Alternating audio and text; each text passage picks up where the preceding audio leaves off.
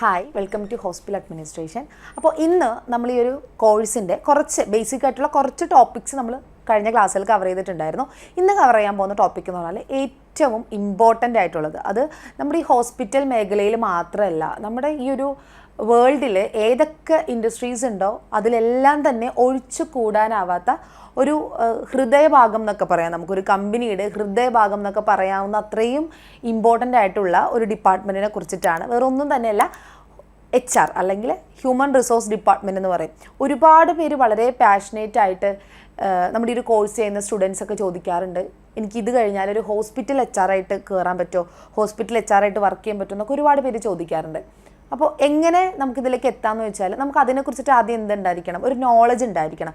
എന്താണ് അവിടെ നടക്കുന്നത് എന്നുള്ളതിനെക്കുറിച്ചിട്ടും എന്തൊക്കെ ഡ്യൂട്ടീസ് വരുന്നുണ്ട് അതിനെക്കുറിച്ചിട്ട് നമുക്കൊരു ബേസിക് ഐഡിയ ഉണ്ടെങ്കിലാണ് നമുക്കൊരു HR ഡിപ്പാർട്ട്മെൻറ്റ് അല്ലെങ്കിൽ ഇപ്പോൾ ഏത് ഡിപ്പാർട്ട്മെൻ്റ് ആണെങ്കിലും അതിനെക്കുറിച്ചൊരു ഐഡിയ വേണം. പക്ഷേ ഒരു കോർ ഐഡിയ ഉണ്ടെങ്കിൽ നമുക്ക് കുറച്ചുകൂടി ഈസി ആയിട്ട്, അതുപോലെ തന്നെ ഒരു പാഷനേറ്റ് ആയിട്ടാണ് നമ്മൾ നോക്കുന്നതെങ്കിൽ നമുക്ക് ആ ഒരു വർക്ക് ചെയ്യാൻ പറ്റും. കാരണം അവിടുത്തെ എംപ്ലോയീസായിട്ട് ഇടപഴകി അവരുടെ കാര്യങ്ങൾ നോക്കി ചെയ്യേണ്ട ഒരു ഡ്യൂട്ടിയാണ് ഈ ഒരു HR പ്രൊഫഷനിലേക്ക് വരുമ്പോൾ വരുന്നത്. അപ്പോൾ ഒരു ഹോസ്പിറ്റലിൽ HRൻ്റെ ഡ്യൂട്ടീസ് എന്തെല്ലാം കാര്യങ്ങളാണ് ചെയ്യുന്നതെന്നാണ് നമ്മൾ ഇന്ന് ഡിസ്കസ് ചെയ്യാൻ പോകുന്നത്. സോ ഫസ്റ്റ് നമ്മുടെ ടോപ്പിക് എന്ന് പറയുന്നത് human resource in hospital. The Human Resources Department in hospitals is responsible for managing the people who make healthcare services possible. Doctors, nurses, technicians, administrative staff and many others. അതായത് human resource ഡിപ്പാർട്ട്മെൻറ്റിൽ ചെയ്യുന്നത് എന്താണ്, ആ ഒരു service, അതായത് ആ ഹോസ്പിറ്റലിൽ work ചെയ്യുന്ന എംപ്ലോയീസിനെ, അല്ലെങ്കിൽ അവിടുത്തെ ഒരു ഹോസ്പിറ്റലിൽ ഉണ്ടാകുന്നതാണ് doctors, nurses, technicians, administrative staffs and many others. ഒരുപാടല്ലേ, ഹൗസ് കീപ്പിംഗ് തൊട്ടിട്ട് ആ ഒരു ഹോസ്പിറ്റലിൽ CEO വരെ, അങ്ങനെ ഒരുപാട് എംപ്ലോയീസ് ഉണ്ട്. അപ്പോൾ ഇവരെ എല്ലാം തന്നെ ഹയർ ചെയ്യുക, അല്ലെങ്കിൽ അവരെ കറക്റ്റ് പ്ലേസിൽ കറക്റ്റ് റൈറ്റ് ടാലൻ്റ് ഉള്ള ആളെ എത്തിക്കുക എന്നതാണ് ഒരു HRൻ്റെ ഡ്യൂട്ടി എന്ന് പറയുന്നത്.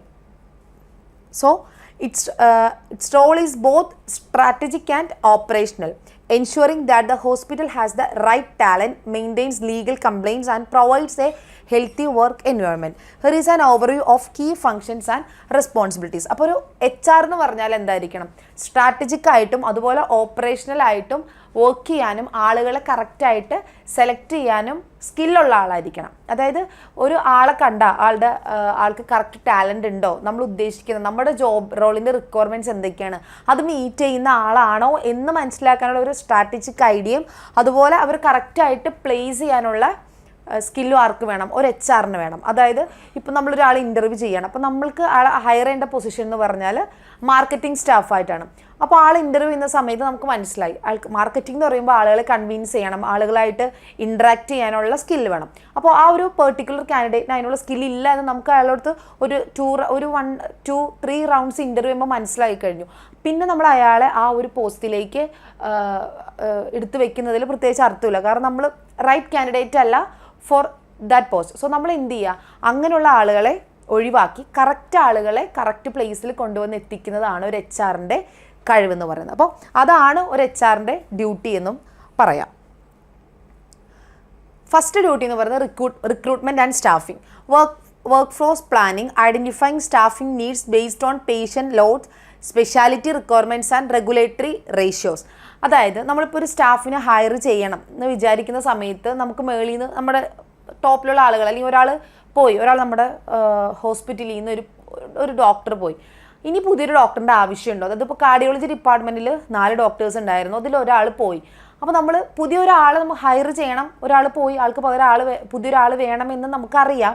പക്ഷെ നമ്മൾ അതിന് മുമ്പ് അവിടെ ഒരു റിസർച്ച് നടത്തണം. എന്താണ്, ഈ ഒരു 4 ഡോക്ടേഴ്സ് ഇവിടെ ഇരിക്കുന്നത് കൊണ്ട് അതിനുള്ള പേഷ്യൻസ് നമുക്ക് വരുന്നുണ്ടോ, പേഷ്യൻസിൻ്റെ കൗണ്ട് ഒരു ദിവസം എത്ര ഒരു ഡോക്ടർക്ക് വരുന്നുണ്ട്, ഇനിയിപ്പോൾ ഇത്രയും പേഷ്യൻസ് കുറവാണ് വരുന്നതെങ്കിൽ 4 ഡോക്ടേഴ്സ് ഇരിക്കുന്നത് കൊണ്ട് നമുക്ക് എന്താണ് അവിടെ, നമുക്ക് കൂടുതൽ എക്സ്പെൻസ്, ആൾക്ക് സാലറി കൊടുക്കണം അല്ലേ, അതിന് വേണ്ടി ഒരു ടൈം, ഒരു സ്പേസ് വേണം.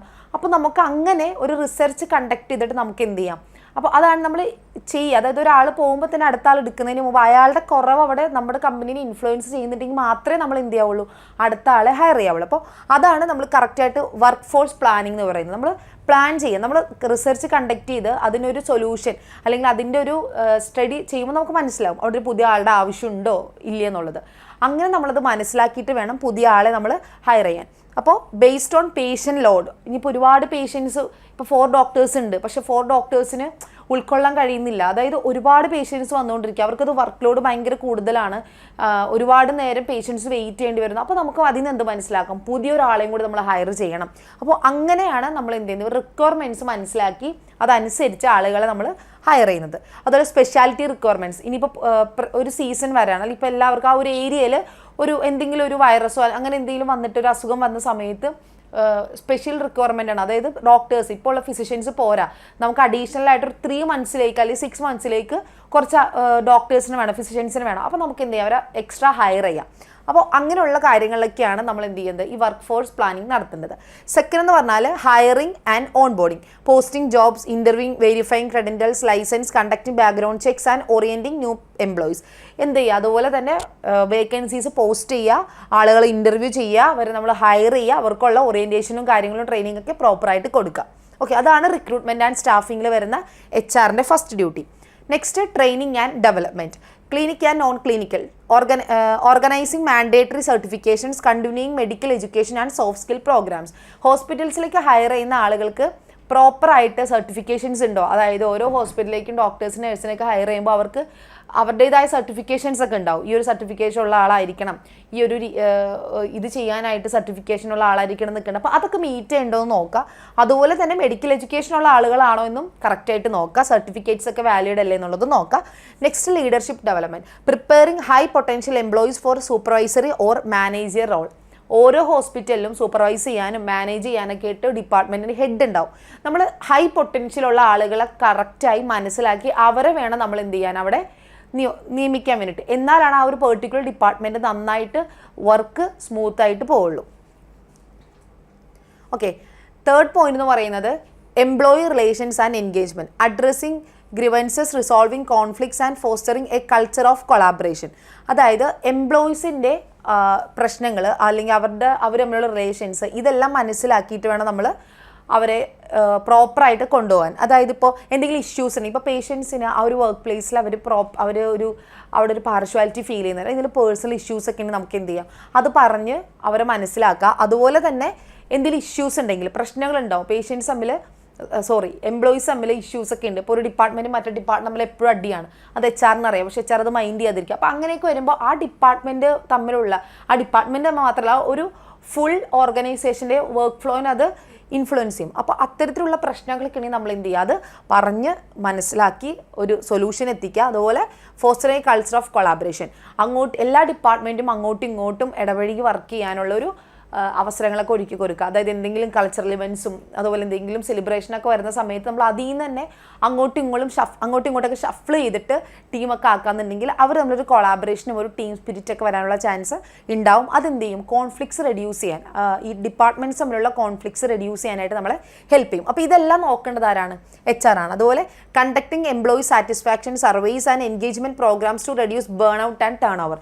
നമുക്കറിയാം എവിടെ വർക്ക് ചെയ്താലും നമുക്ക് സ്ട്രെസ്സും അതിൻ്റേതായ പ്രഷറും കാര്യങ്ങളൊക്കെ ഉണ്ടാവും. ഇപ്പോൾ ഒരു ഹോസ്പിറ്റലാകുമ്പോൾ 24 hours ഓപ്പൺ ആണ്. അപ്പോൾ ഇവിടെ ഷിഫ്റ്റിങ്ങിന് മാറി വരുമ്പോൾ എപ്പോഴും അവരൊരു വർക്കിംഗ് കൾച്ചറിലാണ്, അവർക്ക് അതിൻ്റെ പുറത്തേക്ക് ചിന്തിക്കാനൊന്നും സമയം ഉണ്ടാവില്ല. അപ്പോൾ അങ്ങനെയുള്ള ടൈമിൽ അവർക്ക് എന്തെങ്കിലും അവരുടെ ഫീഡ്ബാക്ക് അവർ ഓക്കെ അല്ല, അവർക്ക് ഇനി എന്തെങ്കിലും അഡീഷണൽ ആയിട്ട് ആവശ്യമുണ്ടോ, അങ്ങനെയുള്ള ഫീഡ്ബാക്ക് സർവേ കണ്ടക്ട് ചെയ്യുക. അതുപോലെ തന്നെ ഈ സ്ട്രെസ്സൊക്കെ ഒന്ന് ബേൺ ഔട്ട് ചെയ്യാനൊക്കെ ആയിട്ട് അവർക്ക് എന്ത് ചെയ്യാം, ഇടയ്ക്കൊരു ബ്രേക്ക് കൊടുക്കുക, അല്ലെങ്കിൽ അവർക്കൊരു ട്രിപ്പ്, അവർക്ക് കുറച്ച് പേര്, അതായത് ഇപ്പോൾ എല്ലാവർക്കും ഒരുമിച്ചൊരു ഹോസ്പിറ്റലിൽ നിന്ന് ഒരുമിച്ചൊന്നും പോകാൻ പറ്റില്ല, പക്ഷെ നമ്മൾ എന്ത് ചെയ്യുക, അതിനുള്ള രീതിയിൽ അഡീഷണൽ സ്റ്റാഫ് റിക്വയർമെൻറ്റ്സ് ഒക്കെ ചെയ്തിട്ട് എക്സിസ്റ്റിംഗ് ആയിട്ടുള്ള ആൾക്കാർക്ക് നമ്മൾ ഇങ്ങനെ കുറച്ച് സ്ട്രെസ് റിലീഫിനുള്ള കാര്യങ്ങളൊക്കെ ചെയ്ത് കൊടുക്കുക. അപ്പോൾ ഇതൊക്കെ ഒരു HR ഡിപ്പാർട്ട്മെൻറ്റിൽ നിന്ന് അവിടുത്തെ എംപ്ലോയീസിന് ചെയ്ത് കൊടുക്കേണ്ട കാര്യങ്ങളാണ്.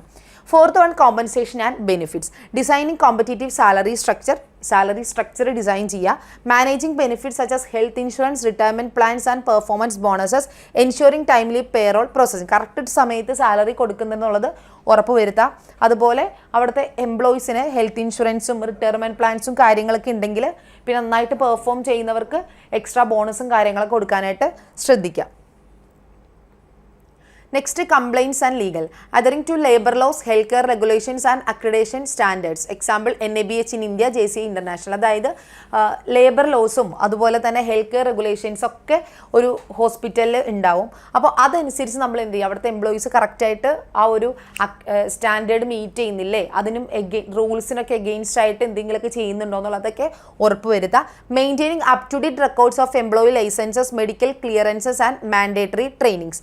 അതുപോലെ തന്നെ കറക്റ്റായിട്ട് എംപ്ലോയീസിൻ്റെ റെക്കോർഡ്സ് കീപ്പ് ചെയ്യുക എന്നുള്ളതാണ്. അതായത് അവരിപ്പോൾ ജോയിനിങ് ടൈം ചെയ്യുന്ന സമയത്ത് ഹോസ്പിറ്റൽ ആയതുകൊണ്ട് തന്നെ ഇപ്പോൾ ഡോക്ടേഴ്സ്, നഴ്സസ് ഒക്കെ ആണെങ്കിൽ അവരുടെ സർട്ടിഫിക്കേഷൻ്റെ വാലിഡിറ്റി, അതുപോലെ സർട്ടിഫിക്കേഷൻ്റെ കറക്റ്റായിട്ടുള്ള കാര്യങ്ങളെല്ലാം അത് ഫോളോ ചെയ്തിരിക്കുക. പറയുന്ന ഡിഗ്രിയും അതുപോലെ ക്വാളിഫിക്കേഷൻ ഉണ്ടോ എന്നുള്ളത് നമ്മൾ ചെക്ക് ചെയ്യുക. അതുപോലെ തന്നെ എംപ്ലോയി ലൈസൻസസ് ഒക്കെ നമ്മൾ കീപ്പ് ചെയ്യുക. മെഡിക്കൽ ക്ലിയറൻസ് സർട്ടിഫിക്കറ്റ് ഒക്കെ എടുത്ത് വയ്ക്കുക. അതുപോലെ പോലീസ് ക്ലിയറൻസ് സർട്ടിഫിക്കറ്റ് ഒക്കെ മാൻഡേറ്ററി ആണ് ഇന്ന് മിക്ക സ്ഥലങ്ങളിലും ജോബിന്. അപ്പോൾ ഇങ്ങനെയുള്ള കാര്യങ്ങളൊക്കെ ചെയ്യേണ്ടതെല്ലാം ഈ HR ഡിപ്പാർട്ട്മെൻറ്റിൽ നിന്നും പ്രോപ്പറായിട്ടുള്ള ട്രെയിനിങ്, അപ്ഡേഷൻസും കാര്യങ്ങളൊക്കെ വരുന്ന സമയത്ത് പ്രോപ്പർ ട്രെയിനിങ് നമ്മൾ ആർക്ക് കൊടുക്കുക, എംപ്ലോയീസിന് കൊടുക്കുക. Next health and safety wellbeing. Implementing occupational health programs, infection control policies and mental health support. അതായത് അവിടുത്തെ എംപ്ലോയീസിന് വേണ്ടി എന്ത് ചെയ്യുക, ഹെൽത്ത് പ്രോഗ്രാംസ് കണ്ടക്ട് ചെയ്യുക, ഇൻഫെക്ഷൻ കൺട്രോൾ പോളിസീസ്. ഹോസ്പിറ്റൽ ആയതുകൊണ്ട് തന്നെ എന്തെങ്കിലും ഒരു സ്പ്രെഡ് ആവുന്ന അസുഖങ്ങളോ കാര്യങ്ങളോ വന്നാൽ പെട്ടെന്ന് ഇവർക്ക് വരാനുള്ള ചാൻസ് കൂടുതലാണ്. അപ്പോൾ അതിന് വേണ്ടിയിട്ട് ഇൻഫെക്ഷൻ കൺട്രോൾ സ്ട്രാറ്റജീസും അതുള്ള പോളിസീസൊക്കെ ഇംപ്ലിമെൻറ്റ് ചെയ്യുക. മെൻ്റൽ ഹെൽത്ത് സപ്പോർട്ട് കൊടുക്കുക. അവർക്ക് ഒരു ഹോസ്പിറ്റൽ വർക്ക് ചെയ്യുന്നവർ എപ്പോഴും കൂടുതൽ ആഗ്രഹിക്കുന്നത് മെൻ്റൽ ഹെൽത്ത് സപ്പോർട്ടായിരിക്കും. അപ്പോൾ അവർക്ക് അവരുടെ വെൽബീങ് ഓക്കെ ആക്കി വെക്കുന്ന രീതിയിൽ മെൻ്റൽ ഹെൽത്ത് സപ്പോർട്ടും എല്ലാം HR സൈഡിൽ നിന്ന് കൊടുക്കുക. Overseeing employee vaccination drives and wellness initiatives. അതുപോലെ തന്നെ എംപ്ലോയി വാക്സിനേഷൻ ഡ്രൈവ്സ് കണ്ടക്ട് ചെയ്യുക. നമുക്കറിയാം ഒരുപാട് പുതിയ അസുഖങ്ങൾ വന്നുകൊണ്ടിരിക്കുന്ന സമയത്ത് എന്താണ് എങ്ങനെ വരുന്നൊന്നും പറയാൻ പറ്റില്ല. അപ്പോൾ അവർക്ക് കറക്റ്റായിട്ടുള്ള വാക്സിൻസും കാര്യങ്ങളൊക്കെ കൊടുക്കുക. ആൻഡ് അതുപോലെ തന്നെ അതുള്ള കാര്യങ്ങൾക്ക് ഇനിഷ്യേറ്റീവ് എടുത്ത് അവർക്ക് ചെയ്തു കൊടുക്കുക. Last one, performance management. Designing appraisal system, setting KPIs and linking performance to rewards. അതായത് നന്നായിട്ട് വർക്ക് ചെയ്യുന്നവർ നമ്മൾ എന്ത് ചെയ്യുക, അപ്രൈസൽ കൊടുക്കുക. അവരുടെ പെർഫോമൻസ് അപ്രൈസൽ 6 monthsോ 3 monthsോ കൂടുമ്പോൾ അവർക്ക് എന്തെല്ലാം പോസിറ്റീവാണ് അവരുടെ സൈഡിൽ നിന്നുള്ളത്, അവരുടെ നെഗറ്റീവ് വർക്കിംഗ് കൾച്ചറിൽ അവർക്ക് വരുന്ന നെഗറ്റീവ്സ് എന്തൊക്കെയാണെന്നുള്ളത് കറക്റ്റായിട്ട് മെൻഷൻ ചെയ്ത് അവർക്ക് എന്ത് ചെയ്യുക, സാലറി കൂട്ടി കൊടുക്കുക, അല്ലെങ്കിൽ പ്രൊമോഷൻസ് കൊടുക്കുക. അപ്പോൾ വർക്ക് ചെയ്യുന്നവർക്ക് ഒന്നുകൂടെ വർക്ക് ചെയ്യാൻ തോന്നും. ഇനിയിപ്പോൾ വർക്ക് ചെയ്യാത്ത ഒരാളാണെന്നുണ്ടെങ്കിൽ ഇത്രയും കാര്യങ്ങൾ താൻ ബാക്കിലേക്കാണ് എന്നുള്ളത് അവർ നമ്മൾ പറയുമ്പോൾ അവർക്ക് കുറച്ചുകൂടെ വർക്ക് ചെയ്യാനായിട്ട് തോന്നും. അപ്പോൾ ഈ രീതിയിൽ അവരെ നല്ല രീതിയിൽ മെയിൻറ്റെയിൻ ചെയ്ത് കൊണ്ടുപോകുക. ഇനിയിപ്പോൾ നന്നായിട്ട് വർക്ക് ചെയ്യുന്നവർക്ക് റിവാർഡ്സും കാര്യങ്ങളും കൊടുക്കുക. Handling disciplinary actions when needed. എന്തെങ്കിലും ഇഷ്യൂസോ കാര്യങ്ങളോ എംപ്ലോയീസിൻ്റെ സൈഡിൽ നിന്ന് ഉണ്ടായി കഴിഞ്ഞാൽ ഡിസിപ്ലിനറി ആക്ഷൻസ് എടുക്കാൻ അത് ചെയ്യേണ്ടതെല്ലാം ആര് തന്നെയാണ്, ഒരു HR ഡിപ്പാർട്ട്മെൻറ്റിലെ ആളുകൾ തന്നെയാണ്. ഇനി നെക്സ്റ്റ്, അപ്പോൾ ഇപ്പോൾ നമ്മൾ പറഞ്ഞത് HR ഡിപ്പാർട്ട്മെൻറ്റിൻ്റെ ഡ്യൂട്ടീസാണ്. നെക്സ്റ്റ് നമ്മൾ പറയാവുന്നത് key challenges in a hospital setting. ഒരു HR ആയിട്ട് വർക്ക് ചെയ്യുന്ന സമയത്ത്, ഒരു ഹോസ്പിറ്റലിൽ വർക്ക് ചെയ്യുന്ന സമയത്ത് എന്തെല്ലാം ചാലഞ്ചസ് ആണ് നമ്മൾ ഫേസ് ചെയ്യാൻ പോകുന്നതാണ്. അപ്പോൾ ഇത്രയും നേരം പറഞ്ഞത് അവർ ചെയ്യുന്ന ഡ്യൂട്ടീസ് ആയിരുന്നു, എന്തെല്ലാം ഡ്യൂട്ടീസാണ് അവരുടെ അണ്ടറിൽ വരുന്നത് എന്നുള്ളതായിരുന്നു. ഇനി ചാലഞ്ചസ് നോക്കാം. 24/7 ഓപ്പറേഷൻസ് ആണ്. Scheduling staff to cover shift round the clock. നമുക്കറിയാം ഹോസ്പിറ്റൽ എന്ന് പറയുമ്പോൾ 24/7 ഓപ്പൺ ആയിരിക്കും. അതുപോലെ തന്നെ അതുകൊണ്ട് തന്നെ അവിടുത്തെ സ്റ്റാഫിനെ കൊണ്ട്, ഇപ്പം എത്ര സ്റ്റാഫാണോ ഉള്ളത് അവരെ കൊണ്ട് ആ ഒരു ഡേ ഫുള്ള് കവർ ചെയ്യാനുള്ള ടാസ്ക് എന്ന് പറയുന്നത് കുറച്ച് റിസ്ക് ആണ്. കാരണം ഇപ്പോൾ നൈറ്റ് ഷിഫ്റ്റിന് ഇത്ര പേരുള്ളൂ, ഡേ ഷിഫ്റ്റിന് ഇത്ര പേരുള്ളൂ. ഒരാൾ ലീവ് വന്നാൽ തന്നെ അവിടെ ഒരു വലിയ നമ്മൾ എക്സ്പെക്റ്റ് ചെയ്യുന്നതിനേക്കാൾ കൂടുതൽ ഇഷ്യൂസ് വരും. കാരണം അത്രയും പേഷ്യൻസ് അഡ്മിറ്റ് ഉണ്ടാവും. ഇപ്പം നൈറ്റ് മെഡിസിൻസ് കൊടുക്കുന്നവരുണ്ടാവും. അപ്പോൾ നൈറ്റ് റൊട്ടീനൊക്കെ ആണെന്നുണ്ടെങ്കിൽ അവിടെ ഒരു ഗ്യാപ്പ് വരും. അപ്പോൾ ഇതെല്ലാം മുൻകൂട്ടി കണ്ട് അതനുസരിച്ച് മാനേജ് ചെയ്യുകയും അതുപോലെ തന്നെ അവിടെ ഡോക്ടേഴ്സോ നഴ്സസോ എങ്ങനെയാണോ അവർ അലോക്കേറ്റ് ചെയ്യേണ്ടത് ഒരു HR സംബന്ധിച്ചോളം ഒരു ചാലഞ്ചാണ്. അപ്പോൾ അത് കറക്റ്റായിട്ട് ഹാൻഡിൽ ചെയ്യാനുള്ള സ്കിൽ ആർക്ക് വേണം, ഒരു HR വേണം. അതുപോലെ തന്നെ specialised talent shortage, recruiting qualified nurses, critical care specialist and technicians. ഇപ്പോൾ നമ്മളൊരു റിക്വയർമെൻറ്റ് കൊടുത്ത് ഒരാൾ ഇൻ്റർവ്യൂവിന് വരുന്ന സമയത്ത് അയാൾക്ക് ആ കഴിവുണ്ടെന്ന് ആൾ പറയുന്നുണ്ട്, സർട്ടിഫിക്കറ്റ് ഉണ്ട്. ഇതിൽ കൂടുതൽ അയാളുടെ വർക്കിലേക്ക് കടന്നാലാണ് നമുക്ക് അയാൾ അത്രയും സ്പെഷ്യലൈസ്ഡ് ആണോ, ആ ടാലൻ്റ് ഉണ്ടോ നമുക്ക് അറിയാനായിട്ട് പറ്റുള്ളൂ. അപ്പോൾ നമ്മൾ അതിനുള്ള സ്കില്ലും, അതായത് കറക്റ്റായിട്ടാണ് നമ്മൾ ചെയ്യുന്നതെന്ന് ഉറപ്പ് വരുന്നെങ്കിൽ ആളുടെ വർക്ക് സ്റ്റാർട്ട് ചെയ്യണം. അപ്പോൾ ഇതൊരു ചലഞ്ച് തന്നെയാണ് ഹോസ്പിറ്റൽ കേസിലേക്ക് വരുമ്പോൾ. കാരണം വേറൊരു ഫേം പോലെയല്ല, അവിടെ ട്രീറ്റ്മെൻറ്റ് കൊടുക്കുന്നത് പുറത്തുനിന്നുള്ള പേഷ്യൻസിനാണ്. അപ്പോൾ അവരുടെ ഒരു ലൈഫ് തന്നെ ഒരു ഹോസ്പിറ്റലിൻ്റെ കയ്യിലാണ്. അപ്പോൾ അത് ഈ റിക്രൂട്ട് ചെയ്യുന്ന ആളുകൾ അത്രയും ആണെന്നുള്ളത് മനസ്സിലാക്കുക, അല്ലെങ്കിൽ എൻഷുർ ചെയ്യാന്നുള്ളത് ഒരു HR-ൻ്റെ സ്കില്ലാണ്. Then high stress and burn out, supporting staff wellbeing in a demanding often emotionally taxing environment. അതായത് ഒരു HR-നെ സംബന്ധിച്ചിടത്തോളം ഒരു ഹോസ്പിറ്റലാകുമ്പോൾ ഒരുപാട് എംപ്ലോയീസ് ഉണ്ടാവും. അപ്പോൾ ഇതിൽ പലർക്കും പല ഇഷ്യൂസ് ഉണ്ടാവും, അങ്ങോട്ടും ഇങ്ങോട്ടും കോൺഫ്ലിക്ട്സ് ഉണ്ടാവും. അപ്പോൾ ഇതെല്ലാം കേൾക്കേണ്ടതാരാണ്? ഒരു HR-ആണ്. അപ്പോൾ ഇപ്പോൾ ഒരാൾ കംപ്ലയിൻറ്റ് പറയുന്ന അടുത്ത ആൾ കംപ്ലയിൻറ്റ് പറയുന്ന എല്ലാവർക്കും ലീവ് വേണം. അപ്പോൾ ഇങ്ങനെയുള്ള ഇഷ്യൂസൊക്കെ വരുമ്പോൾ അത് പ്രോപ്പറായിട്ട് മാനേജ് ചെയ്ത് അവരെ പറഞ്ഞ് മനസ്സിലാക്കി ആ വർക്ക് ഫ്ലോയിലേക്ക് തിരിച്ചെത്തിക്കാനുള്ള ഒരു ചാലഞ്ച് എന്ന് പറയുന്നത് കുറച്ച് റിസ്ക് ആണ്. അപ്പോൾ ഇതിനുള്ള സ്കില്ലും ഈ ഒരു സ്കില്ലും ഒരു HR ആയിട്ട് വർക്ക് ചെയ്യുമ്പോൾ നമ്മളത് നേടിയെടുത്തിട്ടുണ്ടാവണം. എങ്കിൽ മാത്രമേ നമുക്ക് ഇത്രയുള്ള സിറ്റുവേഷൻസിൽ അവരെ പ്രോപ്പറായിട്ട് ഗൈഡ് ചെയ്യാനും നമുക്ക് പിടിച്ചു നിൽക്കാനായിട്ട് പറ്റുള്ളൂ. Then regulatory complexity, keeping up with health care labour laws, accreditation requirements and patient safety standards. അതായത് ഹോസ്പിറ്റലാണ്, ഇപ്പോൾ ഏതൊരു ഫേം ആണെങ്കിലും ലേബർ ലോസ് ഉണ്ടാകും. അതായത് ഒരു എംപ്ലോയിക്ക് കുറച്ച് റൂൾസ് ആൻഡ് റെഗുലേഷൻസും പിന്നെ അവർക്ക് വേണ്ടിയിട്ടുള്ള കുറച്ച് ലോയും കാര്യങ്ങളൊക്കെ ഉണ്ടാവും. അപ്പോൾ ഇതൊക്കെ നമ്മൾ കറക്റ്റായിട്ട് കൊണ്ടുപോകണം. അതനുസരിച്ച് വേണം നമ്മൾ ആ എംപ്ലോയീസിനോട് ബിഹേവ് ചെയ്യാൻ. പിന്നെ അക്രഡിറ്റേഷൻ റിക്വയർമെൻറ്റ്സ് ഉണ്ടാവും. NABH അക്രഡിറ്റഡ് ഒക്കെ ആണെന്നുണ്ടെങ്കിൽ ഒരുപാട് റിക്വയർമെൻറ്റ്സ് ഉണ്ടാവും. അപ്പോൾ ഇതൊക്കെ മീറ്റ് ചെയ്യുന്ന രീതിയിലായിരിക്കണം അവിടുത്തെ സേഫ്റ്റി സ്റ്റാൻഡേർഡ്സ് പോകുന്നതെന്നും നമ്മൾ ഉറപ്പുവരുത്താം. സോ ഇതൊക്കെയാണ് ഒരു HR ആയിട്ട് വർക്ക് ചെയ്യുമ്പോൾ ഒരു ഹോസ്പിറ്റൽ ഉണ്ടാവുന്ന ചാലഞ്ചസ് എന്ന് പറയുന്നത്. ഓക്കെ, അപ്പോൾ ഇതാണ് ഒരു HR ഡിപ്പാർട്ട്മെൻറ്റ് മെയിനായിട്ട് ചെയ്യേണ്ട ഡ്യൂട്ടീസും റിക്രൂട്ട്മെൻറ്റ് സ്റ്റാഫിങ് അവർ പ്രോപ്പറായിട്ട് നോക്കുക, ഇതൊക്കെ അങ്ങനെ തുടങ്ങി ഒരുപാട് കാര്യങ്ങൾ നമ്മൾ പറഞ്ഞത് വരുന്നുണ്ട്. പിന്നെ ചാലഞ്ചസ് എന്ന് പറഞ്ഞാൽ ഇതൊക്കെയാണ്. ഇതൊക്കെ വരുന്ന സമയത്ത് പ്രോപ്പറായിട്ട് മാനേജ് ചെയ്യാനും അതുപോലെ ഡിസിഷൻസ് എടുക്കാനും ക്വിക്ക് ഡിസിഷൻസ് എടുക്കാനും നമുക്ക് കഴിഞ്ഞില്ല എന്നുണ്ടെങ്കിൽ ഒരു HR ആയിട്ട് നമുക്ക് എന്ത് ചെയ്യാൻ പറ്റില്ല, അവിടെ നല്ലൊരു HR ആയിട്ട് നമുക്ക് നമ്മുടെ പൊസിഷൻ അവിടെ കാഴ്ചവെക്കാനായിട്ട് പറ്റില്ല. സോ നെക്സ്റ്റ് ഒരു ടോപ്പിക്കായിട്ട് നമുക്ക് നെക്സ്റ്റ് ക്ലാസ്സിൽ കാണാം. Thank you.